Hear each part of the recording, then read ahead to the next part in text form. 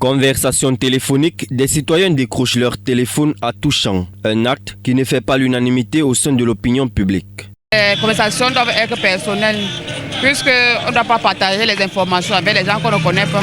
Que ce soit à la maison, que ce soit dans le taxi, n'importe où, ça doit être personnel. Je pense que la conversation téléphonique doit être privée, mais aussi ça dépend de l'appel. Ça dépend de la personne avec qui on cause. Mais je crois aussi que quand on parle au téléphone, on ne doit pas indisposer le voisin.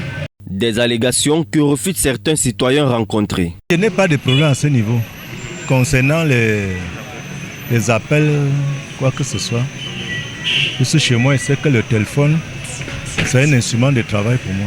Toutefois, apprend-on, ces comportements ne sont pas toujours volontaires. On doit plutôt être poli.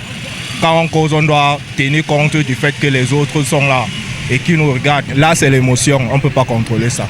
Mais pour rester poli et civilisé, sans nuire à l'intimité ou forcer son entourage, il préconise l'adoption de certaines attitudes. Quand tu es bien civilisé, tu ne dois pas mettre les gens mal à l'aise quand tu es en train de téléphoner ou quand tu es en train de parler. Il faut quand même te retirer et causer normalement sans mettre mal à l'aise tes voisins ou les gens qui sont entourés de toi. Quand c'est urgent, je baisse le volume. Pour moi, je baisse le volume et fais l'effort de ne pas mettre les gens mal à l'aise autour de moi. S'il fallait qu'on réponde urgemment, je pense qu'on ne devrait pas crier. Ça ne doit pas être du genre à informer tout le voisinage. On peut causer au téléphone à voix basse, de sorte que seule la personne avec qui on cause puisse entendre ce qu'on est en train de dire.